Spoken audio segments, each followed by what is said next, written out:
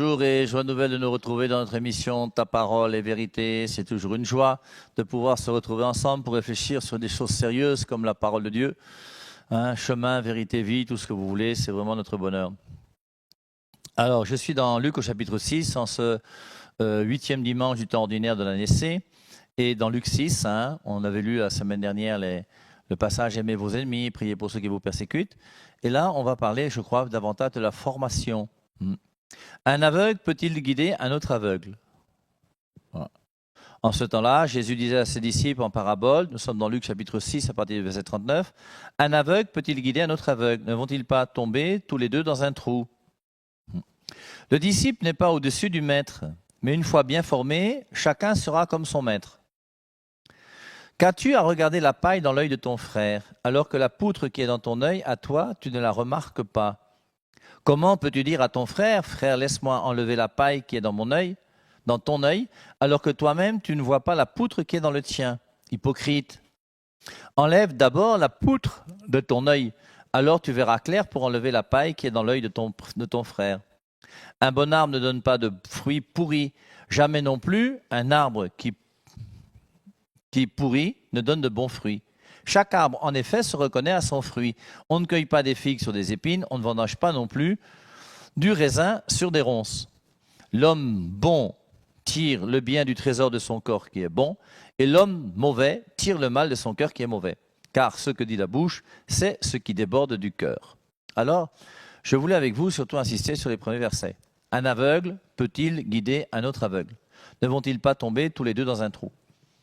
Et forcément, se laisser guider par un aveugle, ce n'est pas très intéressant. Alors, qui sont aujourd'hui pour nous les aveugles? Qui est aveugle aujourd'hui? Alors, quand on va parler d'aveugle, forcément, c'est quelqu'un qui ne voit pas. Alors, on parle d'aveugle, premièrement, par rapport à la lumière du soleil. Et les aveugles qui ne voient pas sont ceux qui ont une canne blanche et qui ont du mal à marcher parce qu'ils ne voient pas la lumière du soleil. Et ils risquent avec leurs pieds de trébucher, de tomber dans un trou. Mais nous savons, nous, que la véritable lumière, ça peut être la lumière du soleil, mais la véritable lumière pour nous, c'est Jésus. Dans Jean 8, 12 et dans Jean 9, 5, il dit « Je suis la lumière du monde », 2 fois. Et après, dans Matthieu chapitre 5, après les béatitudes, verset 12 ou 13, il dit « Vous êtes la lumière du monde ». Qui doit être lumière du monde? Ça va être nous. Nous ne pouvons pas être des aveugles, nous devons être lumière. Et donc l'aveugle, c'est quelqu'un qui, premièrement, ne voit pas la lumière du soleil. Je vous rappelle que dans le livre de la Genèse, au chapitre 1, lorsqu'on parle du premier récit de la création, dans Genèse au chapitre 1, le premier jour, Dieu crée la lumière. Et ce qui est curieux, c'est que le 4e jour, il crée le soleil. Ce qui montre bien que dès le début de la création, il y a une différence entre la lumière du soleil et la lumière qui est Jésus. Et donc, c'est important pour nous de voir, quand on parle d'aveugle, le premier aveugle dont on parlera d'aveugle comme étant quelqu'un qui ne voit pas la lumière du soleil. Mais il y a aussi l'aveugle aujourd'hui qui ne voit pas la lumière de Dieu. Cette distinction étant faite, continuons. On a dans Jean au chapitre 9 un passage où on parle de l'aveugle-né. Et l'aveugle-né, c'est quelqu'un donc qui ne voit pas la lumière du soleil. Et à la fin, Jésus-Christ va dire aux pharisiens que eux, ils sont des aveugles. Pourquoi? Parce que les pharisiens, eux, ce n'est pas la lumière du soleil qu'ils ne voient pas, ils n'acceptent pas la lumière de la parole de Dieu. Et aujourd'hui, nous avons des aveugles qui ont des yeux et qui voient. Ils sont même capables de lire la Bible. Mais en lisant la Bible, ils lisent la Bible d'une manière aveugle et ténébreuse. Et à partir de la Bible, ils sont capables de dire le contraire de la parole de Dieu. Je vous rappelle 2 Pierre 3, 16. Dans les écrits de Paul, il se trouve des passages difficiles à comprendre, dont les personnes ignorantes et mal affermies tordent le sens. Il y a des gens qui tordent le sens de la Bible. Et en tordant le sens de la Bible, en comprenant mal la Bible n'est plus parole de Dieu. Et c'est pour ça qu'en parlant des aveugles, là, je crois que c'est important pour nous qu'on puisse réfléchir sérieusement. Un aveugle peut-il guider un autre aveugle? Quels sont les grands aveugles que nous avons sur Terre aujourd'hui?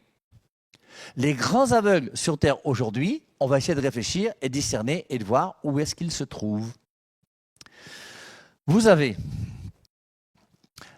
le disciple n'est pas au-dessus du maître, mais une fois bien formé, chacun sera comme son maître. Le maître, c'est qui? Le maître, c'est Jésus. Es-tu disciple de Jésus? Est-ce qu'un disciple de Jésus peut dire autre chose que ce que Jésus-Christ dit? Ou croire autre chose que ce que Jésus-Christ enseigne? Je suis dans Jean chapitre 8. Jean 8, 12, Jésus-Christ dit « Je suis la lumière du monde ». Après ça, il dit « Jésus disait donc aux Juifs qui croyaient en lui « Vous serez mes vrais disciples si vous persévérez dans ma parole. » Vous serez mes vrais disciples si vous persévérez dans ma parole. Il n'a pas dit « Vous serez mes vrais disciples si vous persévérez dans la Bible. » Il n'a pas dit « Vous serez mes vrais disciples si vous persévérez dans les Écritures. » Il a dit « Vous serez mes vrais disciples si vous persévérez dans ma parole. » Et la parole de Jésus-Christ, c'est quoi? Voilà une bonne question qu'il faut se poser. Verset 37, dans Jean 8, toujours, il dit « Cependant, ma doctrine ne vous touche pas, et c'est pourquoi vous voulez me tuer. » Il y a des gens parmi nous qui sont des aveugles, et la doctrine de Jésus-Christ ne les touche pas. Qu'est-ce que la doctrine de Jésus-Christ nous dit? Que si tu veux être disciple, il faut persévérer dans ma parole. Où est-ce qu'aujourd'hui je vais trouver la parole de Dieu? Mais voilà quelqu'un qui vous dit la vérité, une vérité que j'ai apprise de Dieu.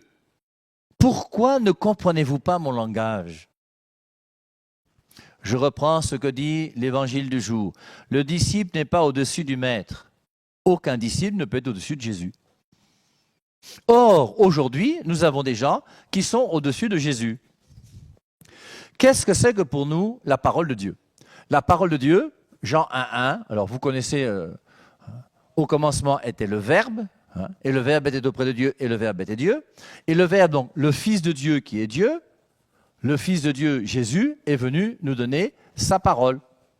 Et sa parole, c'est son enseignement. C'est pour ça que l'enseignement de Jésus-Christ n'est pas Jésus. Je crois que jusque-là, on est tous d'accord. L'enseignement de Jésus-Christ n'est pas Jésus. Le Fils est plus que sa parole. C'est pour ça que la traduction de « au commencement était la parole » et « la parole était auprès de Dieu » et « la parole était Dieu » est une traduction qui est fausse. Parce que la parole de Dieu n'est pas Dieu. Et si vous ne comprenez pas ça, c'est que vous êtes des aveugles. La parole de Dieu ne peut pas être Dieu. Personne se disant disciple de Jésus-Christ ne peut accepter cette mauvaise traduction qu'on retrouve dans toutes les Bibles non catholiques. Au commencement était la parole. Ce n'est pas l'enseignement de Jésus-Christ. Et Jésus-Christ n'a jamais enseigné que c'est lui la parole. Mais il donne sa parole et sa parole n'est pas lui. Lui, il est plus que sa parole. Et nous devons revenir à l'enseignement de Jésus-Christ qui veut que nous puissions suivre sa parole. Or, la parole de Jésus-Christ se trouve où? Luc 10, 16. Il dit aux apôtres, « Celui qui vous écoute, m'écoute. » Comment est-ce que je vais avoir la parole de Dieu? Je vais avoir la parole de Dieu en écoutant Jésus-Christ. Et Jésus-Christ a transmis cette parole à ses apôtres. Et maintenant, j'ai la parole de Dieu en écoutant les apôtres de Jésus. Et les apôtres de Jésus, ce n'est pas un livre. C'est l'enseignement que Jésus-Christ a confié à ses apôtres. Et on comprend bien que ces apôtres, c'est l'Église. Et on voit que la parole de Dieu est liée directement à l'Église. C'est pour ça que la parole de Dieu se trouve premièrement dans l'Église que le Christ a voulu et l'Église que le Christ a fondée. La parole de Dieu se trouve pas premièrement dans un livre. D'ailleurs, à l'époque de Jésus-Christ, la Bible n'existe pas. À l'époque des apôtres, la Bible n'existe pas. Essayons de comprendre. Je pense que les derniers écrits du Nouveau Testament, Nouveau Testament, je vous rappelle qu'il y a 27 livres dans le Nouveau Testament. Le dernier livre pour moi du Nouveau Testament, c'est l'Évangile de Jean. Et je pense qu'avant l'Évangile de Jean, il y a eu l'Apocalypse de Jean. Et ces écrits ont été écrits aux environs de l'an 100 après Jésus-Christ. À l'époque de l'encens, après Jésus-Christ, la Bible n'existe pas encore. La Bible est née en l'an 400. Il a fallu attendre encore 300 ans de vie de l'Église, pendant lesquels on avait la parole de Dieu sans avoir la Bible. On pense que le premier écrit du Nouveau Testament, c'est l'Épître aux Thessaloniciens en l'an 51. Le dernier, je vous dis, Apocalypse de Jean ou l'Évangile de Jean, vers l'an 100. Comment voulez-vous que le mot Bible, qui est né en l'an 400, puisse se retrouver dans les écrits du Nouveau Testament? C'est impossible que le mot Bible puisse se retrouver dans l'évangile de Matthieu, de Marc, de Luc, de Jean, dans les épîtres de Paul, dans les actes des apôtres, dans les épîtres de Pierre, dans l'Apocalypse. Puisque à l'époque où tous ces livres ont été écrits, le dernier écrit, c'est vers l'an 100, la Bible n'existe pas encore.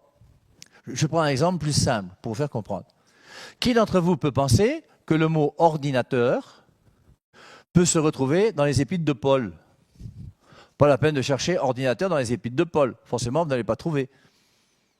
Si vous cherchez Père Hervé Marie, même dans les épîtres de Paul, vous n'allez pas trouver. Ça n'existait pas encore.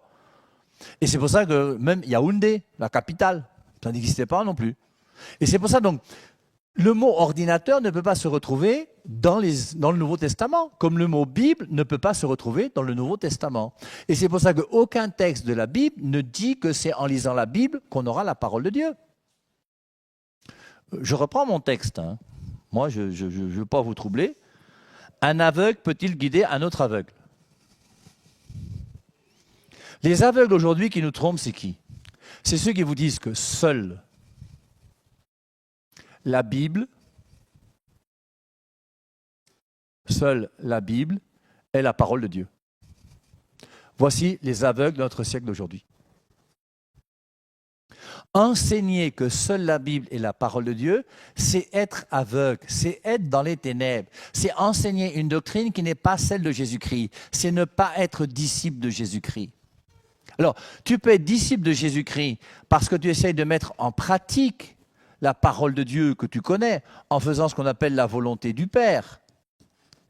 Mais l'enseignement du Christ montre bien qu'il y a une différence entre la Bible et la parole de Dieu. Je vous repasse ce passage de Jean 8.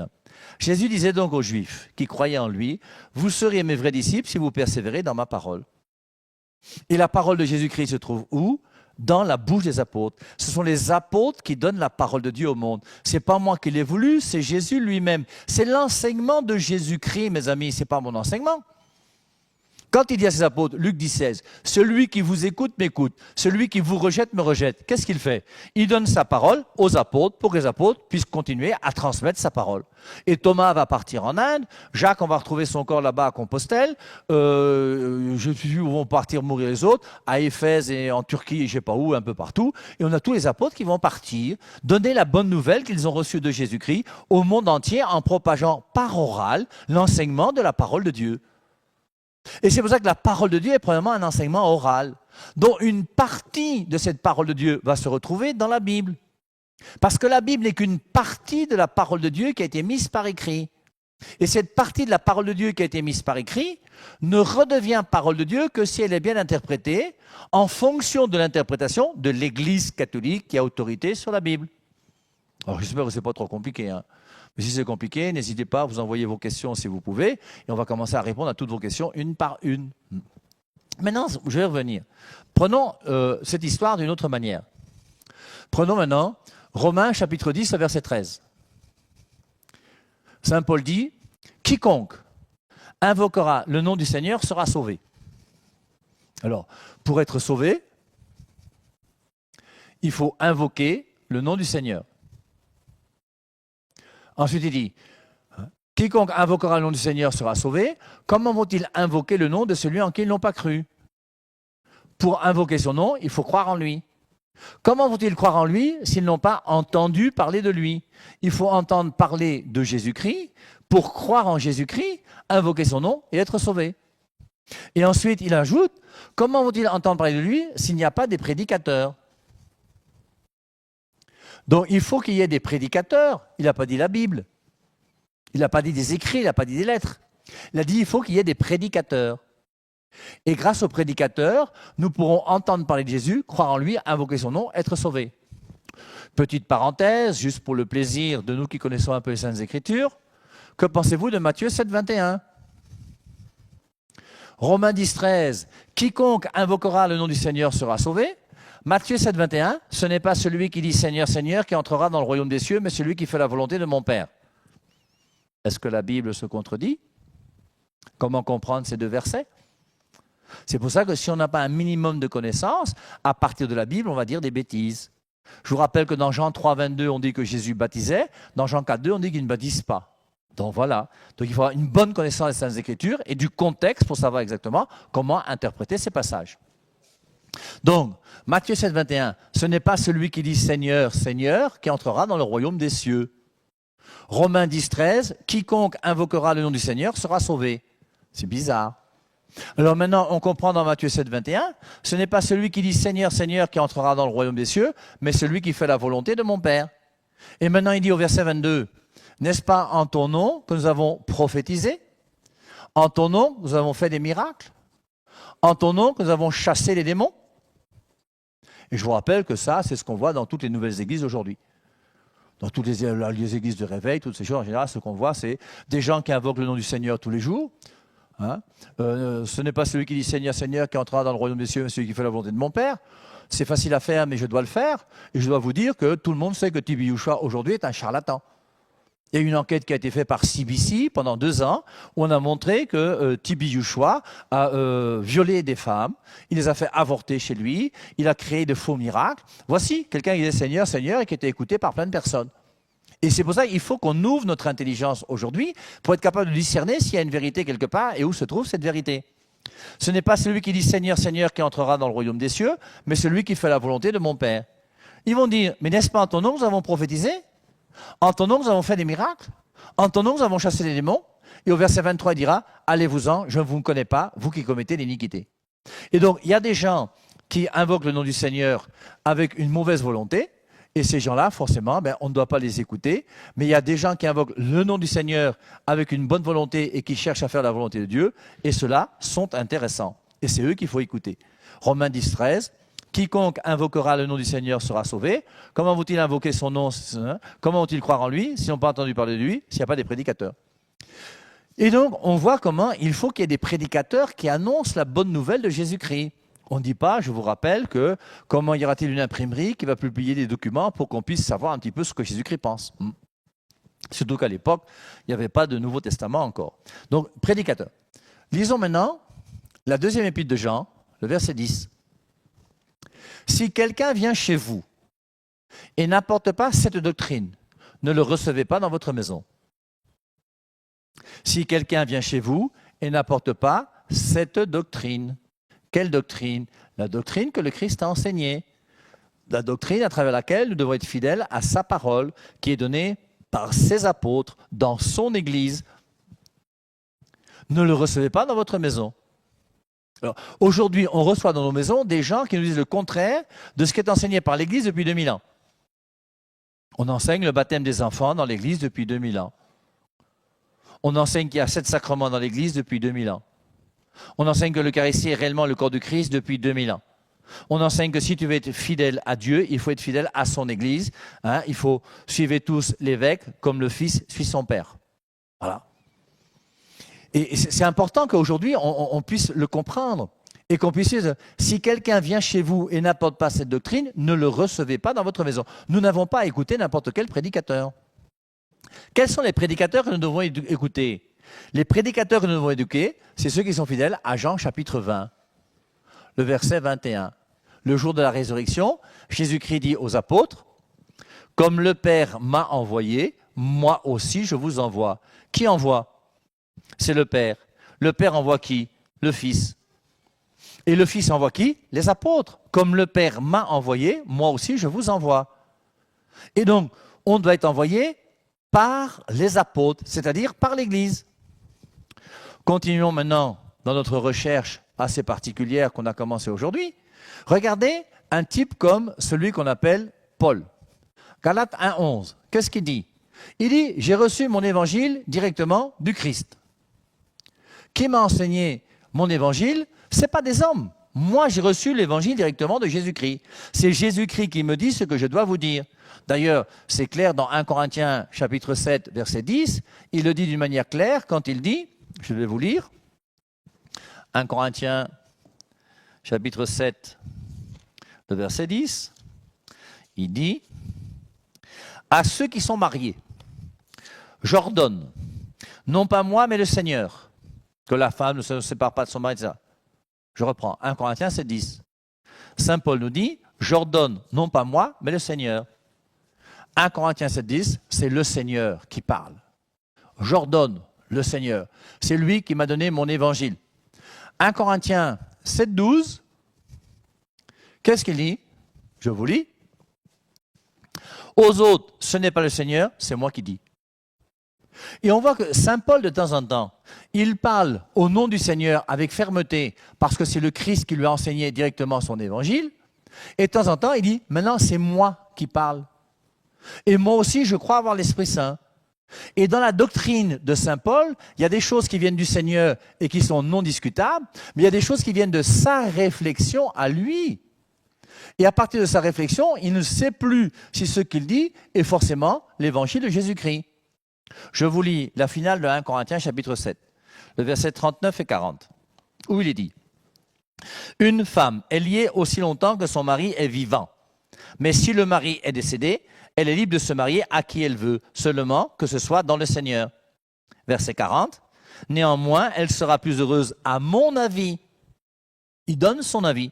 « Néanmoins, elle sera plus heureuse à mon avis si elle demeure comme elle est. Or, moi aussi, je pense avoir l'Esprit de Dieu. » Mais Saint Paul va partir évangéliser, il va partir pendant 17 ans, il va d'abord partir évangéliser 3 ans, après il va venir 14 ans plus tard à Jérusalem, et là, de peur d'avoir couru en vain, il le dit dans Galates au chapitre 2, le verset 2. Il dit, après 17 ans, où il a reçu l'évangile du Christ, qu'il a propagé un peu partout, après 17 ans de prédication, comme il y a sa réflexion qui est là, à cause de sa réflexion, il ne sait plus si sa réflexion est réellement la doctrine de Jésus-Christ. Et qu'est-ce qu'il va faire? Il va donc, Galates 2, de peur de courir en vain. Et courir en vain, ça veut dire quoi? Il a peur de travailler dans le vide. Il a peur de faire quelque chose qui ne sert à rien. Et de peur de courir en vain, qu'est-ce qu'il va faire? Il va aller rencontrer les colonnes de l'Église, à savoir Pierre, Jacques et Jean. Pierre, le chef de l'Église, le pape, Jacques, l'évêque de Jérusalem, Jean, le disciple bien-aimé, et il va exposer son évangile à Pierre, Jacques et Jean, parce qu'il a peur d'annoncer une doctrine qui n'est pas la bonne doctrine.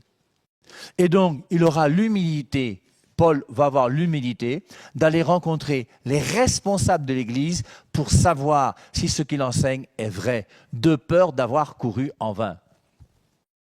On peut lire Galates chapitre 2, le verset 2, hein, et la suite, et vous verrez donc, hein, il dira,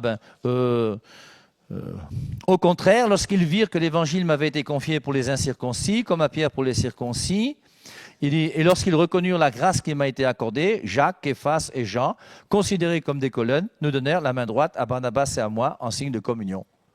Et on voit comment donc Pierre, Jacques et Jean vont dire à Paul, ce que tu fais est bien, ce que tu enseignes est bon, ne t'inquiète pas, tout va bien, continue. Souviens-toi des pauvres, et Saint Paul ajoute, ce que je me suis empressé de faire. Et il va donc s'empresser de continuer à pouvoir faire ce que Pierre, Jacques et Jean lui disent. Je vous rappelle que la parole de Dieu que nous voulons suivre ne se trouve pas premièrement dans la Bible, mais premièrement dans l'Église. Et chose capitale que vous devez retenir, si c'est possible, c'est reconnaître que la parole de Dieu est plus que l'Église, et l'Église naît de la parole de Dieu, et la Bible naît de l'Église. Et c'est pour ça que c'est capital de bien distinguer parole de Dieu et Bible, parce que tant que vous ferez la confusion entre parole de Dieu et Bible, eh bien vous allez penser que la Bible ici peut disparaître et vous allez la mettre ici à la place de la parole de Dieu. Et vous allez commencer à dire que c'est la Bible qui est à l'origine de l'Église, ce qui est faux.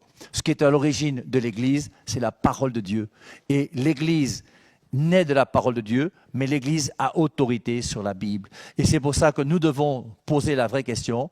Où est-ce que nous en sommes par rapport à notre foi? L'important, ce n'est pas qu'est-ce que dit la Bible, c'est qu'est-ce que dit l'Église que le Christ a voulu, celle qu'il a fondée, cette Église qui est colonne et appui de la vérité. Éphésiens 5, 25, Marie, aimez vos femmes comme le Christ a aimé l'Église et s'est livré pour elle.